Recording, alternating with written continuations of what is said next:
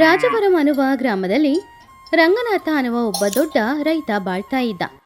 ಅವನತ್ರ ಆಸ್ತಿಪಾಸ್ತಿಗಳು ತುಂಬಾನೇ ಇತ್ತು. ಆದರೆ ಲೆಕ್ಕ ಮನೆ ಅಧಿಕಾರದಲ್ಲಿ ತುಂಬಾನು ಕಠಿಣವಾಗಿದ್ದ ಅವನು. ಅವನ ಹೆಂಡತಿ ಸುಮತಿ ತುಂಬಾನು ಒಳ್ಳೆಯವಳು. ಆದರೆ ಕೆಲವು ದಿನಗಳಿಂದ ಮನೆಯಲ್ಲಿ ಧಾನ್ಯ ಹಣ ಎಲ್ಲಾನು ಕಾಣೆಯಾಗ್ತಾ ಇರೋದ್ರಿಂದ ರಂಗನಾಥ ಅವನ ಹೆಂಡತಿ ಸುಮತಿಯನ್ನೇ ಕಳ್ಳಿ ಅಂತ ಕರೀತಾ ಇದ್ದ. ಹೀಗಿರುವಾಗ ಒಂದಿನ ರಂಗನಾಥ ಮಿಲ್ಲಲ್ಲಿ ಲೆಕ್ಕ ನೋಡ್ತಾ ಇದ್ದ. ಆವಾಗ ಅವನತ್ರ ಕೆಲಸ ಮಾಡುವ ಕೋಟಿ ಅವನ ಪಕ್ಕದಲ್ಲೇ ನಿಂತ್ಕೊಂಡಿದ್ದ.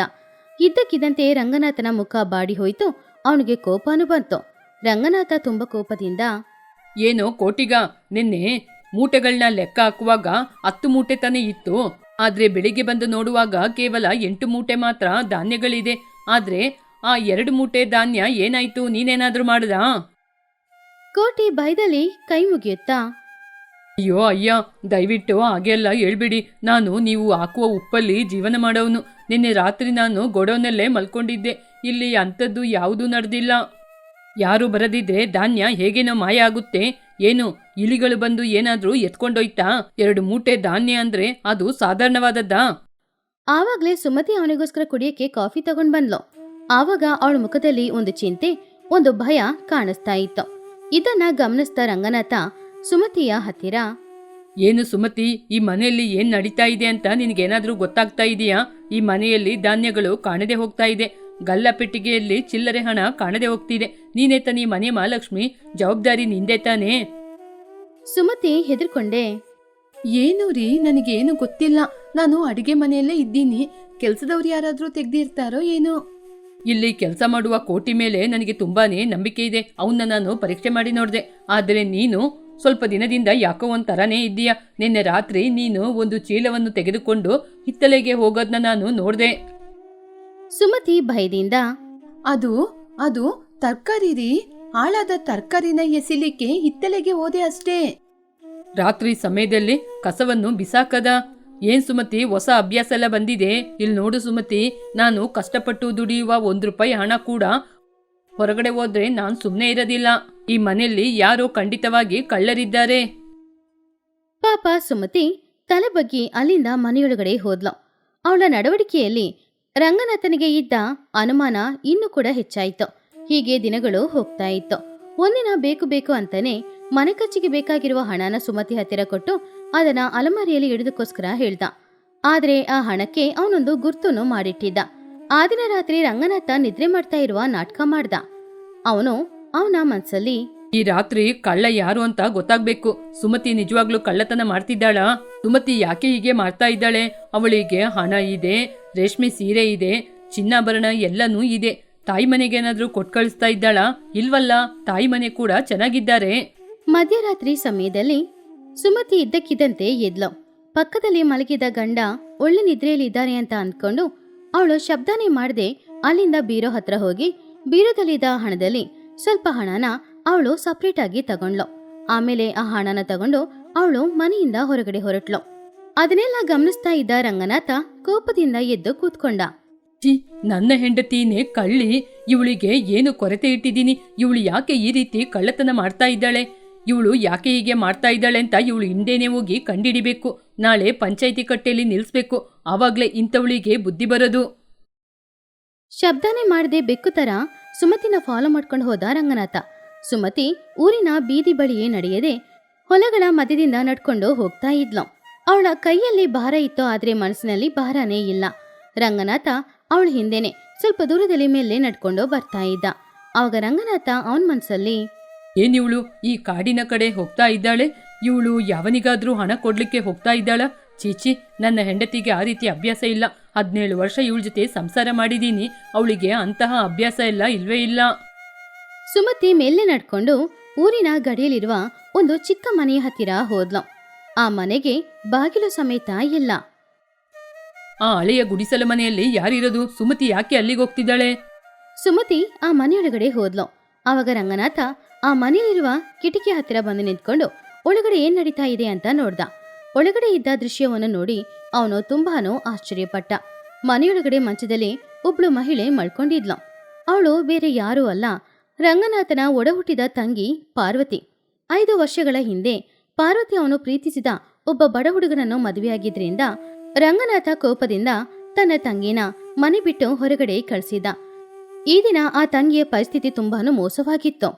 ಪಾರ್ವತಿ, ಎದ್ದೇಳಮ್ಮ, ನಾನು ಅಕ್ಕಿ ತಂದಿದ್ದೀನಿ, ಹಣ ಕೂಡ ತಂದಿದ್ದೀನಿ. ಇರಮ್ಮ, ಸ್ವಲ್ಪ ನಿನಗೆ ಗಂಜಿ ಇಡ್ತೀನಿ. ಪಾರ್ವತಿ ತುಂಬಾನು ಸುಸ್ತಿಂದ ಕಣ್ಬಿಟ್ಟು ನೋಡಿ, ಅತ್ತಿಗೆ, ನೀವಾ ಈ ಸಮಯದಲ್ಲಿ ಇಲ್ಲಿಗೆ ಯಾಕೆ ಅತ್ತಿಗೆ ಬರಕ್ಕೋದ್ರಿ? ಅಣ್ಣನಿಗೆ ಮಾತ್ರ ಈ ವಿಷಯ ಗೊತ್ತಾದ್ರೆ ಆಮೇಲೆ ನಿಮ್ನ ಕೊಂದು ಕಡ್ದಕ್ ಬಿಡ್ತಾನೆ. ನನ್ನ ಕರ್ಮ, ನಾನೀಗಿದ್ದೀನಿ, ನನ್ನ ಬಿಟ್ಬಿಡಿ ಅತ್ತಿಗೆ. ಅಯ್ಯೋ ಹುಚ್ಚಿ, ನಾನು ಬೇರೆ ಯಾರೋನಾ? ನಿನ್ನ ಅತ್ತಿಗೆ ಕಣೆ. ನೀನು ಕಷ್ಟಪಡ್ತಾ ಇದ್ರೆ ನಾನು ನೋಡ್ಕೊಂಡು ಸುಮ್ಮನೆ ಇರೋದಾ?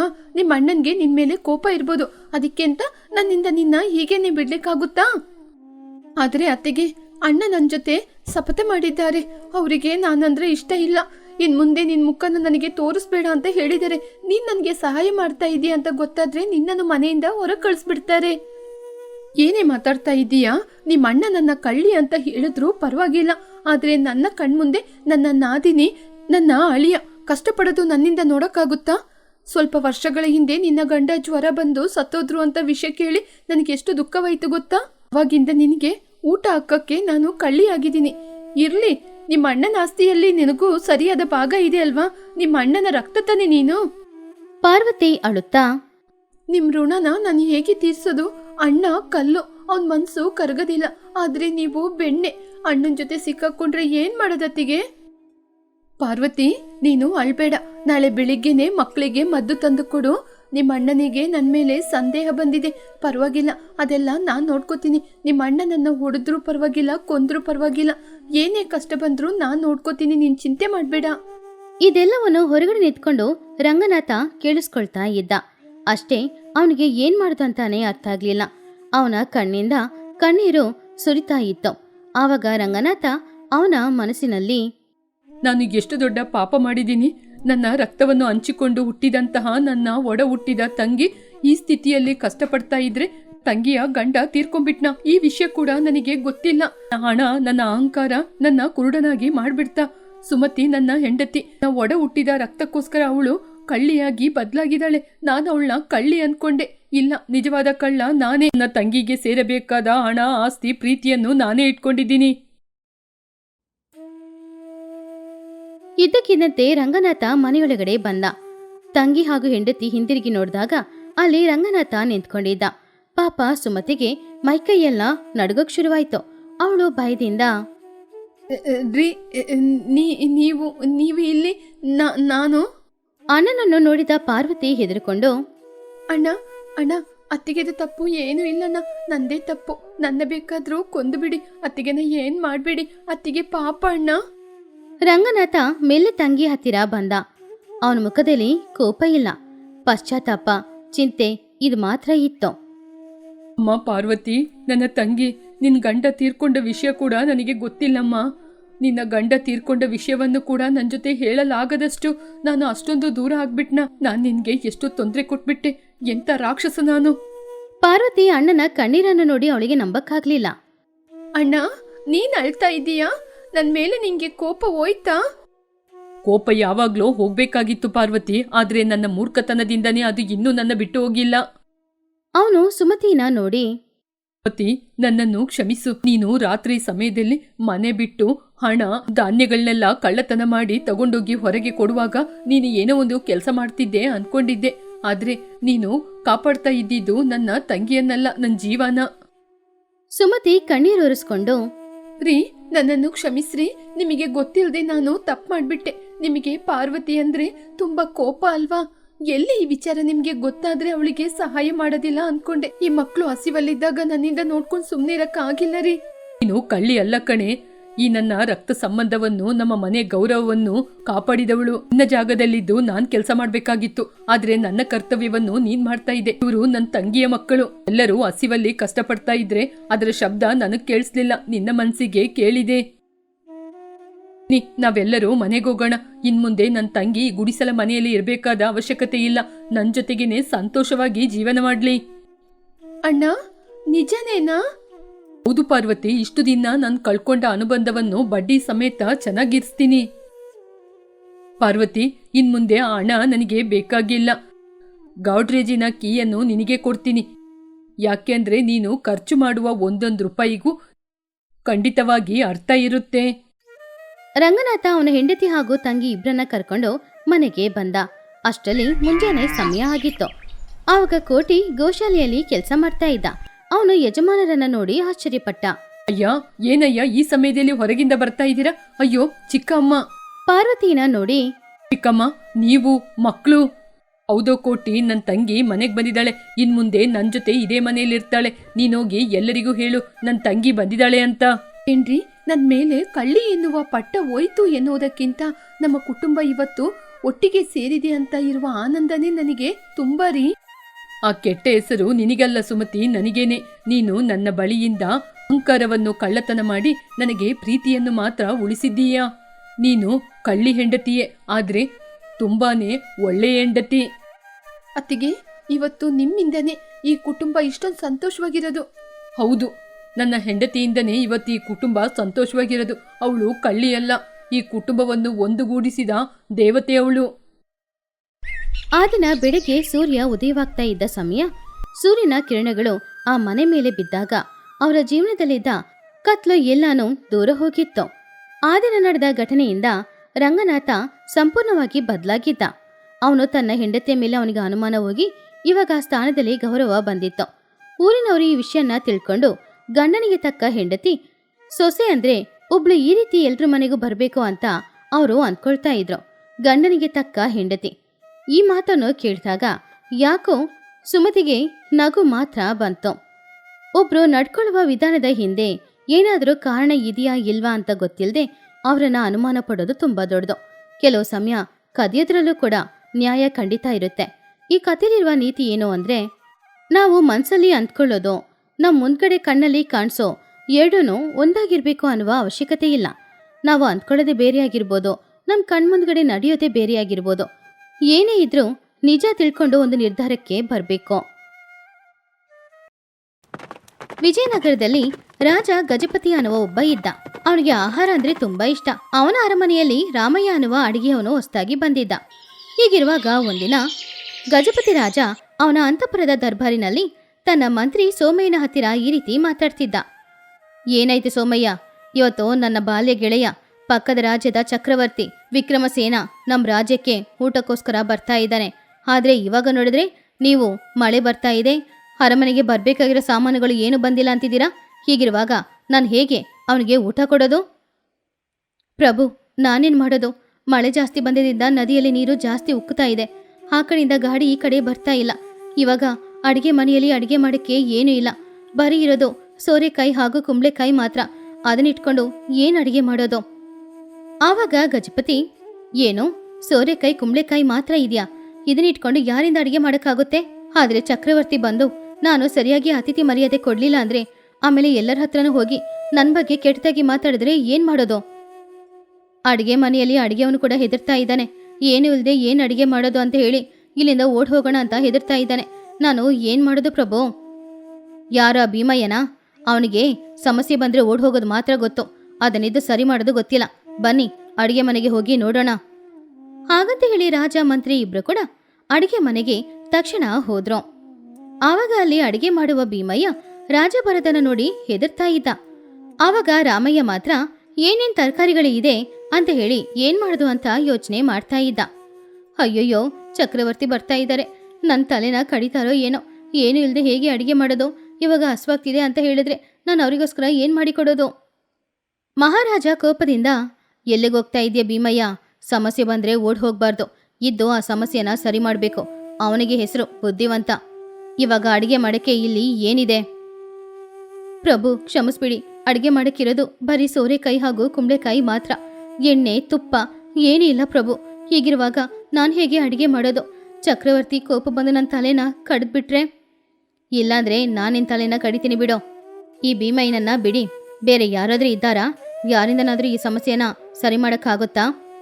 ಆವಾಗಲೇ ರಾಮಯ್ಯ ರಾಜನ ಹತ್ತಿರ ಬಂದು ನಿಂತ್ಕೊಂಡು, ಕ್ಷಮಿಸಿ ಪ್ರಭು, ನನ್ನ ಹೆಸರು ರಾಮಯ್ಯ. 2 ದಿನ ಹಿಂದೆನೆ ಕೆಲಸಕ್ಕೆ ಸೇರಿದ್ದೀನಿ. ನನ್ನ ಹತ್ರ ಈ ಜವಾಬ್ದಾರಿನ ಕೊಡಿ. ನಾನು ಚಕ್ರವರ್ತಿಗೆ ಹಬ್ಬದೂಟನ ತಯಾರು ಮಾಡ್ತೀನಿ. ಅದನ್ನು ಕೇಳಿದ ಭೀಮಯ್ಯ, ರಾಮಯ್ಯ, ನಿನಗೇನು ಹುಚ್ಚಿಗೆ ಚಿಡ್ತಿದೀಯಾ? ಏನು ಹಬ್ಬದೂಟನ? ಇರೋದು ಸೊರೆಕಾಯಿ ಕುಂಬಳೆಕಾಯಿ. ಇದರಲ್ಲಿ ನೀನು ಯಾರಿಗೆ ಹಬ್ಬದೂಟ ಮಾಡೋಕ್ಕಾಗಲ್ಲ.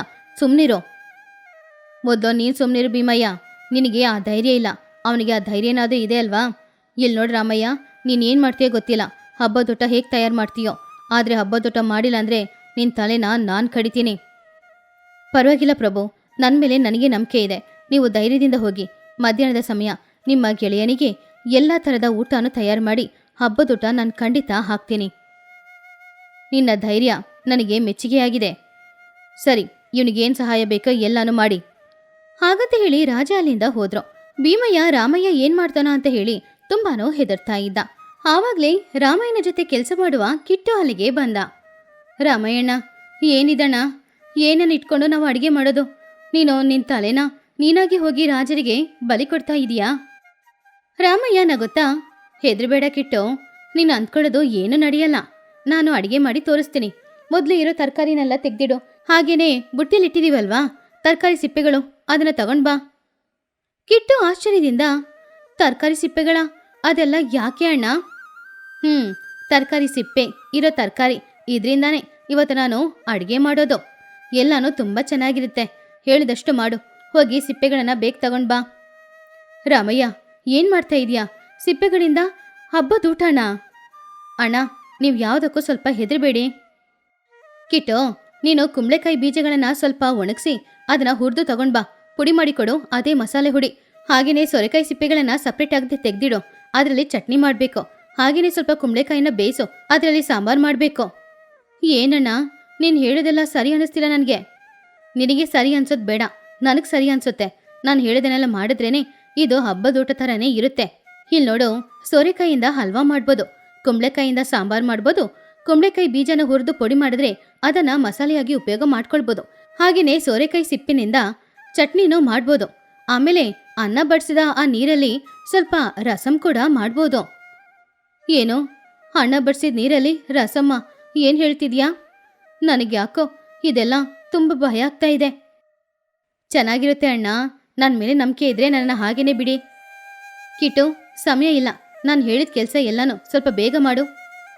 ಕಿಟ್ಟನು ಸರಿ ಅಂತ ಹೇಳ್ದ. ಯಾರಿಗೂ ಏನೇ ಅರ್ಥ ಆಗದಿದ್ರೂ ಕೂಡ ರಾಮಯ್ಯ ಅವನ ಕೆಲಸನ ಶುರು ಮಾಡ್ದ. ಕಿಟ್ಟು ಪಕ್ಕದಲ್ಲಿ ಇದ್ದು ಎಲ್ಲ ಸಹಾಯನೂ ಮಾಡ್ತಿದ್ದ.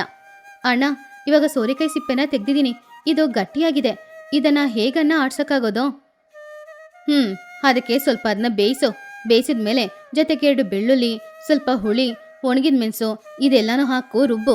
ಆವಾಗ ತುಂಬ ಸಾಫ್ಟ್ ಆಗಿರುತ್ತೆ, ಚೆನ್ನಾಗಿ ರುಬ್ಬಕ್ಕೂ ಬರುತ್ತೆ. ಇದು ಆರೋಗ್ಯಕ್ಕೆ ತುಂಬ ಒಳ್ಳೆಯದು. ತರಕಾರಿಗಳಲ್ಲಿ ಇರೋದಕ್ಕಿಂತ ಆರೋಗ್ಯಕ್ಕೆ ಏನೇನು ಬೇಕೋ ಅದೆಲ್ಲ ತರಕಾರಿಗಳ ಸಿಪ್ಪೆಗಳಲ್ಲಿದೆ. ಸರಿ ಅಣ್ಣ, ಆದರೆ ಈ ಸಿಹಿ ಹೇಗೆ ಮಾಡೋದು ಸೋರೆಕಾಯಿಯಿಂದ? ಸೋರೆಕಾಯಿನ ಚೆನ್ನಾಗಿ ಬೇಯಿಸಿ ಅದರಲ್ಲಿ ಸಕ್ಕರೆ ಹಾಕಿ ಆಮೇಲೆ ಸ್ವಲ್ಪ ತುಪ್ಪದಲ್ಲಿ ಹುರಿದು ಗೋಡಂಬಿ, ದ್ರಾಕ್ಷಿ ಎಲ್ಲನೂ ಹಾಕಿ ತುಪ್ಪ ಹಾಕಿದ್ರೆ ಅದು ಹಲ್ವಾ ಥರ ಬರುತ್ತೆ. ತುಂಬ ಟೇಸ್ಟ್ ಆಗಿನೂ ಇರುತ್ತೆ. ಅದನ್ನ ಯಾವುದ್ರಲ್ಲಿ ಮಾಡಿದ್ದು ಅಂತ ಯಾರಿಗೂ ಗೊತ್ತಾಗಲ್ಲ. ಹೌದಾ? ಇದೆಲ್ಲ ತುಂಬ ಆಶ್ಚರ್ಯ ಅಣ್ಣ. ಸರಿ ಅಣ್ಣ, ಇವಾಗ ಸಾಂಬಾರ್ಗೆ ಏನು ಮಾಡೋದು?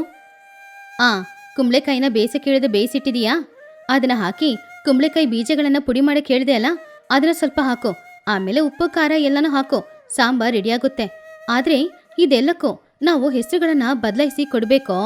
ಹಾಗೇನೆ ಹೆಸರು ಹೇಳಿದ್ರೆ ಯಾರು ನಂಬೋದೇ ಇಲ್ಲ, ಅದನ್ನ ಇಷ್ಟಪಟ್ಟು ಯಾರು ತಿನ್ನೋದು ಇಲ್ಲ. ಹೌದಾ? ಹೆಸರು ಬದಲಾಯಿಸ್ಬೇಕಾ?